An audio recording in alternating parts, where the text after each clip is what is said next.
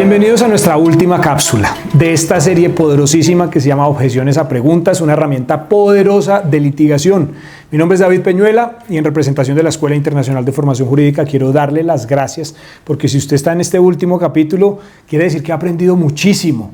La intención con estas cápsulas es que usted pueda aprender el poder de las objeciones. En mi carrera como litigante yo he tenido un antes y un después de conocer las técnicas de litigación oral y de aplicarlas. Mire, una cosa es lo que dice el código, una cosa es lo que le enseñan en la universidad y otra muy diferente lo que es la realidad y cómo la realidad se tiene que gestionar durante una audiencia y dentro de una audiencia. No nos digamos mentiras, una de las prácticas de los medios de prueba que resulta más difícil de practicar justamente por la volatilidad que tenemos enfrente, y por enfrente me refiero al testigo, es justamente, o el declarante, son las pruebas declarativas. Yo defino las pruebas declarativas, pues aquellas en cuyo desarrollo necesitamos de una persona para que nos exprese lo que tiene en su mente. Entonces, el interrogatorio de parte, el peritaje, el testimonio. El testimonio técnico y demás, pero en términos generales esas son las pruebas más difíciles de practicar. Una prueba documental tiene sus bemoles, tiene sus requisitos, por supuesto, claro que sí. Una inspección judicial, por supuesto que sí. El careo, pues imagínense, por supuesto, aún más declarativa. Las pruebas declarativas tienen una condición adicional, yo creo que es más bien como tienen una chispa adicional, son más interesantes a mi juicio, son más emocionantes, pero tienen más rigor. Y justamente es por eso que hemos abierto estas cápsulas. Hemos establecido durante 10 clases, esta es la última, 10 clases, todo el tema importantísimo de por qué existen las objeciones, qué son las objeciones, cómo se derivan, por qué, para qué sirven. Vimos algunas objeciones, en la cápsula pasada vimos si se puede o no objetar la pregunta de un juez. Saque sus propias conclusiones. Yo ya le di mi conclusión y le di el sustento tanto constitucional como legal. Y hoy vamos a hablar de, bueno, ya tenemos algunas objeciones. Si usted quiere conocer el catálogo completo, lo encuentra en mi libro El arte de litigar, manual práctico de litigación en asuntos no penales. Ahí encuentra cerca de 24 objeciones. Pero luego viene otro punto muy importante y es el tema de cómo reformular la pregunta. Y eso tiene que ver mucho con la psicología del testimonio, con la construcción de las preguntas. Eso también usted lo puede ver allá, el tema de la psicología del testimonio, en mi libro Cómo detectar mentiras. Pero cuando uno necesita salir de una prueba, cuando uno necesita salir de una pregunta mal practicada, necesita una metodología, necesita una técnica. Y si usted no sabe la técnica, usted no va a poder salir de ahí. Mire, muchos son los abogados que yo he visto en plena audiencia que patinan y patinan como si estuviera en una arena movediza, que usted trata de salir y no puede. Y no puede por más esfuerzo que haya. ¿Y qué pasa cuando la persona no sabe reformular la pregunta? Pues pasan cualquiera de dos cosas y las dos son gravísimas. La primera es que abandona el punto que quería probar, es decir, traen un cuestionario, también lo cual es un error, porque las preguntas tienen que elaborarse durante la audiencia y lo que se tiene que tener en la mente o en el papel son los temas, pero lo que se tiene que realmente hacer es desarrollar la habilidad de construir en el acto las preguntas, porque si el testigo le responde algo que usted no tenía ahí, digamos que previsto, le cambia todo el orden y eso lo confunde, le da miedo y hace que usted se bloquee. Pero continuando con el tema de las objeciones, cuando usted no sabe cómo reformular, lo que pasa es lo siguiente, que cuando usted le objetan y la objeción es fundada, pasa que usted trata de reformular o trata de avanzar en el cuestionario para ir a otros terrenos probatorios, para ver si ahí no le objetan. Y el caso es que ahí, cuando usted se va a otros terrenos, este terreno no quedó explorado, por lo tanto, este terreno no quedó probado. Y si el terreno no quedó probado, es decir, si los hechos no quedaron probados, su teoría del caso se va a ver afectada. Si su teoría del caso se va a ver afectada, pues por supuesto que las probabilidades de victoria del caso se van a ver afectados. Por lo tanto, los intereses de su cliente se van a ver afectados y sus intereses también probablemente, por cuenta de dos cosas. Sea porque usted pactó sus honorarios por cuota litis, o sea también por su buen nombre. Porque le pregunto, ¿acaso usted no quisiera tener un mejor nombre? ¿Acaso lo que usted está haciendo con estas cápsulas no es el hecho de querer tener más información en su cabeza para litigar mucho mejor, para tener mejores clientes, para tener mejores resultados, por lo tanto para tener un mejor nombre? Claro que sí. Y todo lo contrario, cuando usted no sabe llevar a cabo estas técnicas, pues su buen nombre se va a ver afectado. Entonces, cuando usted patina en audiencia, pues va a pasar justamente esto. Por un lado, usted abandona esa parte de la prueba, esos hechos, los abandona, con las consecuencias que ya vimos. Pero hay otra que es peor, y es que abandona la prueba como tal, y terminan diciendo una frase que a mí me encanta, y es música para mis oídos cuando la dicen los demás, y que nosotros en nuestras formaciones queremos que usted no la diga y aprenda a no decirla, sino que aprenda a que la contraparte lo diga. En especial nuestra clínica de objeciones que tendremos en mayo. No más preguntas, señor juez. Uf, esa es tremenda. Y es que ahí abandona totalmente la prueba. Y lo he visto. Afortunadamente me ha tocado escucharlo de mis oídos en casos en donde he podido litigar, en donde la contraparte dice no tengo más preguntas, pero no porque haya evacuado completamente el testimonio, no porque todos los fines del testimonio los haya cumplido, no porque todos los objetivos los haya cumplido, no porque todos los hechos que tenía que probar para subsumir pues justamente esos hechos en la norma y que la norma general se aplica al caso en particular los haya probado, no por eso, sino porque no sabe la técnica de reformulación. Y como nosotros no queremos que le pase eso a usted y queremos que usted sepa efectivamente cómo se lleva a cabo esa técnica, pues nosotros vamos a traerle la técnica para reformular en especial la pregunta sugestiva. Hay dos técnicas para reformular las preguntas no sugestivas o llamémoslas no insinuantes y las insinuantes. Hoy vamos a ver rápidamente las preguntas, la técnica para reformular preguntas insinuantes. Y por insinuantes me refiero a la pregunta asertiva y a la pregunta conclusiva. La pregunta asertiva es aquella en cuya formulación incluimos esa muletilla de diga cómo es cierto, sí o no, qué. Es típica de un interrogatorio de parte, no de testigos o no de terceros, más bien no es propio del medio de prueba, es propio del interrogatorio de parte y es objetable en el examen directo y redirecto porque lo que busca es la confesión. ¿Y por qué entonces resulta objetable en la prueba testimonial? Pues porque el testigo no es parte y por lo tanto como el testigo no es parte, no tiene un interés en disputa, por lo tanto pues no le interesa nada, no le interesa en términos generales el resultado del proceso, en esa medida no puede confesar. Los únicos en principio que pueden confesar pues son las partes y el testigo, le repito, es una persona tercera ajena al proceso que no tiene en principio pues ningún interés para testificar, pues testifica, pero lo que dice pues definitivamente no va a tener ninguna incidencia en su patrimonio, es decir, en el patrimonio del testigo. Esa es la razón por la cual esa pregunta insinuante, entendida específicamente como la pregunta asertiva, pues no resulta adecuada en el examen directo y en el redirecto. Y entiéndase por pregunta sugestiva lo que también ya hemos visto en las cápsulas pasadas, que consiste en el hecho de que la pregunta sugestiva es aquella en cuya formulación nosotros incluimos la respuesta que queremos por parte del testigo, se la insinuamos dentro de la pregunta y cuya respuesta normalmente es sí, no, no sé, no recuerdo. En términos generales, esas son las preguntas insinuantes, la sugestiva, la asertiva. ¿Cuándo son prohibidas? Ya lo dije hace un momento en relación con la asertiva, que aplica igualito para la sugestiva, pero me voy a permitir hacer un paréntesis cortico para poder recordar algo, para poder entender justamente ese tema y para poder luego establecer la técnica y salir de una pregunta insinuante. Recordemos que existen en el Código General del Proceso 4 fases. ¿Cuántas? 4 fases de la prueba testimonial. Usted eso lo encuentra en el artículo 221, numeral 4 del Código General del Proceso. El artículo 221, numeral 4, le dice lo siguiente: a continuación del juez, podrá interrogar quien solicitó la prueba, es decir, primera fase entendida como examen directo, y contrainterrogar la parte contraria, es decir, contrainterrogatorio, segunda fase.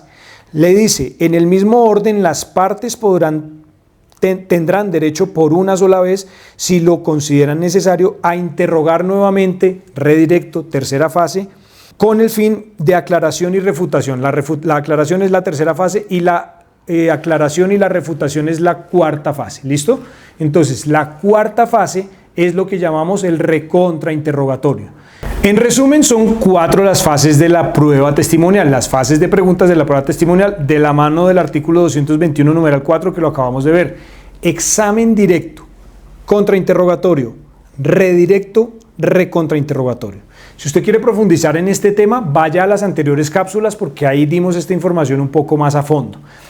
¿En dónde resultan prohibidas las preguntas insinuantes? Es decir, la pregunta asertiva y la pregunta sugestiva. Principalmente en el examen directo y en el redirecto, porque lo que se valora en estas 2 fases de preguntas es la espontaneidad.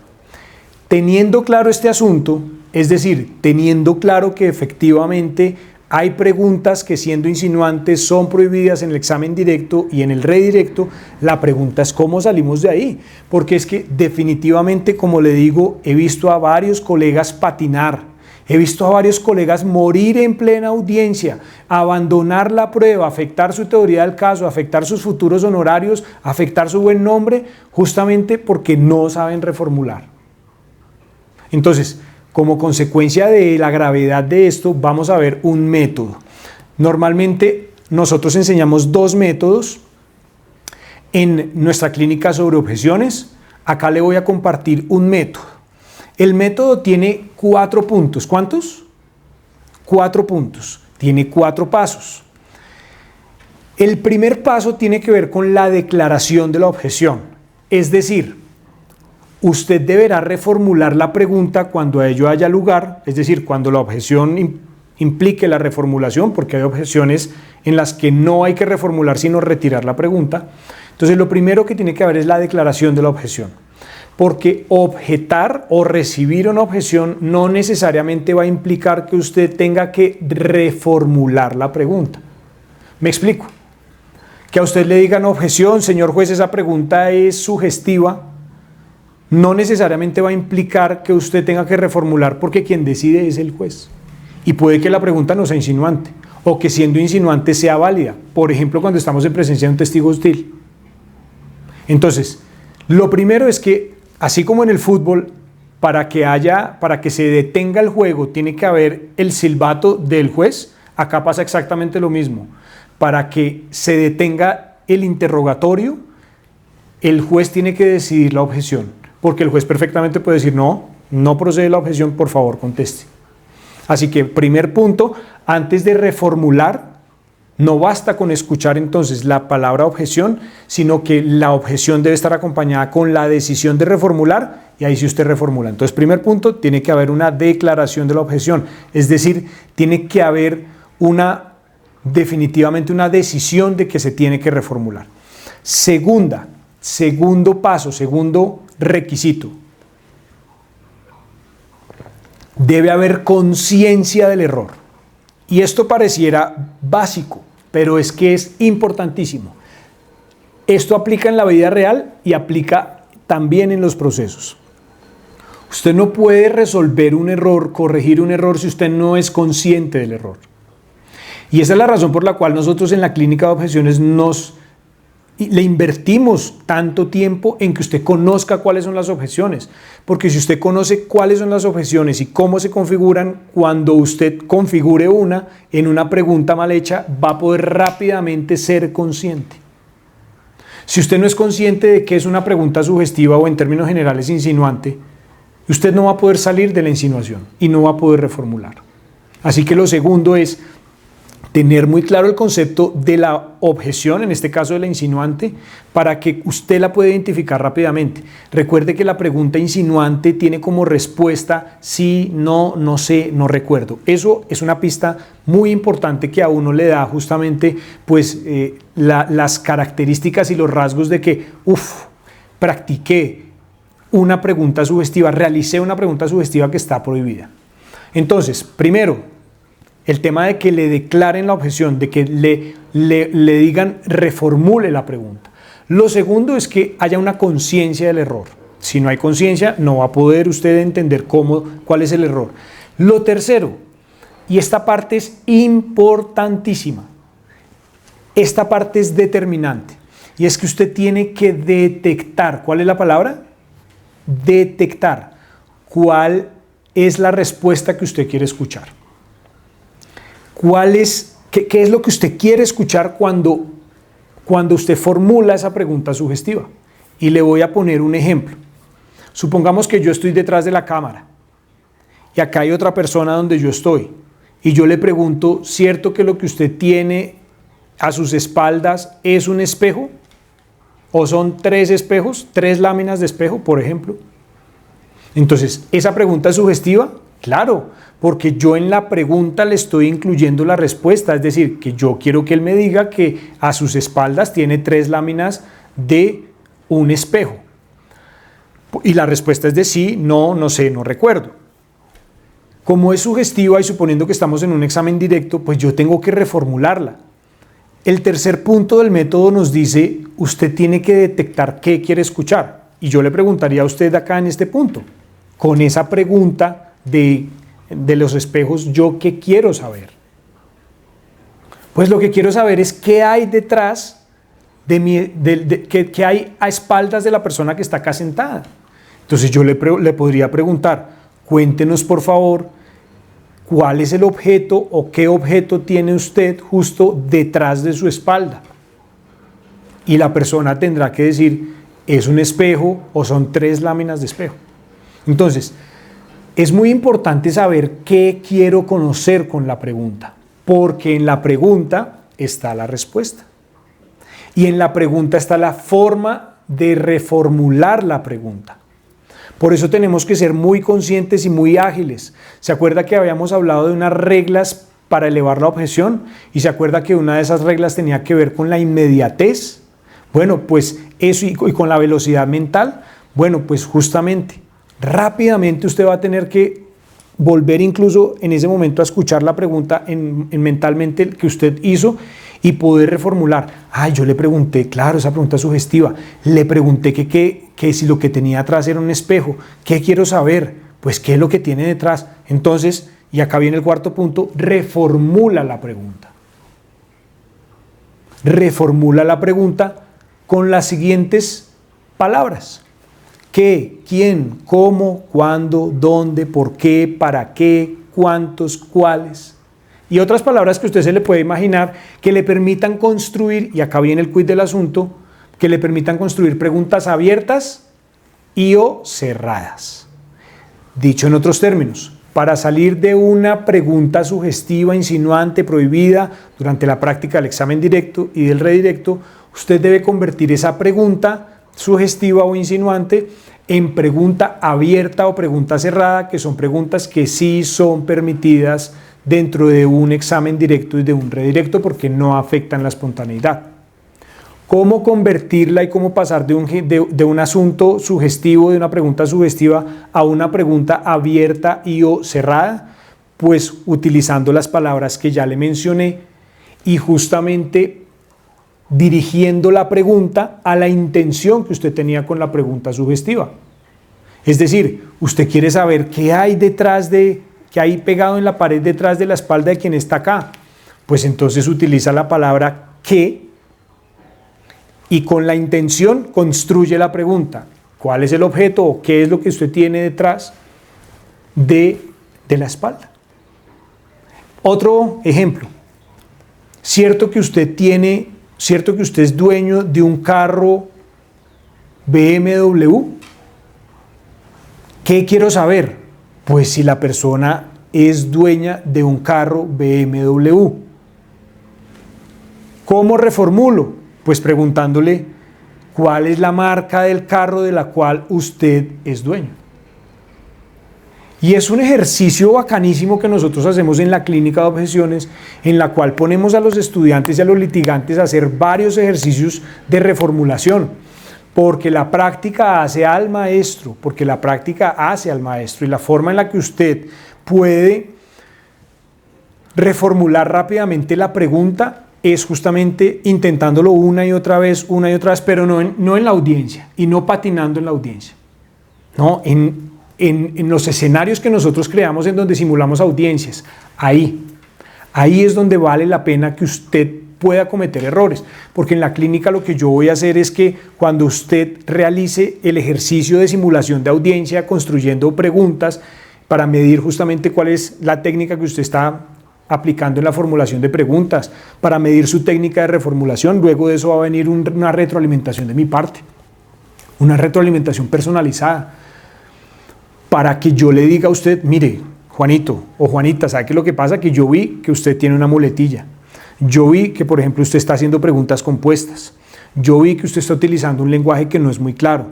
Yo vi que usted está muy acelerado. Yo vi que usted no está siendo claro. Yo vi y le comento todo. Y le comento la retroalimentación. Y lo que va a pasar es que con esa retroalimentación el segundo ejercicio que usted va a ser increíble. Pero cuando usted llegue al segundo ejercicio va a tener la retroalimentación principal o la inicial y la segunda, con lo cual cuando llegue al tercero va a ser maravilloso.